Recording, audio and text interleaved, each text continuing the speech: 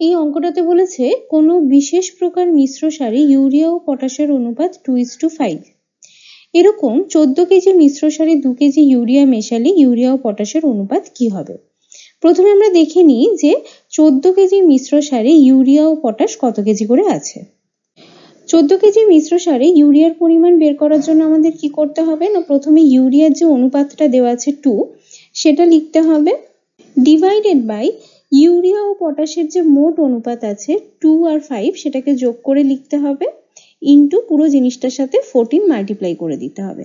আসলে এখানে কনসেপ্টটা কি না বলে দিয়েছে, ইউরিয়া ও পটাশের অনুপাত হচ্ছে 2:5, মানে বলা যেতে পারে 7 একক বা 7 কেজি মিশ্র সারে ইউরিয়ার পরিমাণ হচ্ছে 2 কেজি।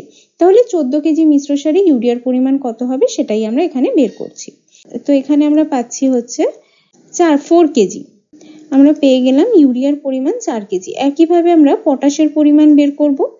পটাশের অনুপাত বলে দিয়েছে 5, তাহলে 5/7 ইন্টু 14 মানে হচ্ছে 10 কেজি। তাহলে আমরা পেয়ে গেলাম যে 14 কেজি মিশ্র সারে ইউরিয়া আছে 4 কেজি এবং পটাশ আছে 10 কেজি।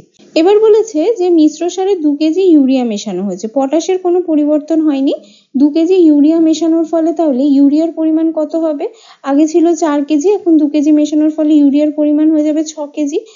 সুতরাং বর্তমানে ইউরিয়া ও পটাশের অনুপাত আমরা পাবো 6:10। এটাকে কাটাকুটি করলে আমরা পাচ্ছি 2 দিয়ে কাটলে এখানে পাচ্ছি 3, এখানে পাচ্ছি 5, তার মানে আমরা আনসার পেয়ে গেলাম 3:5।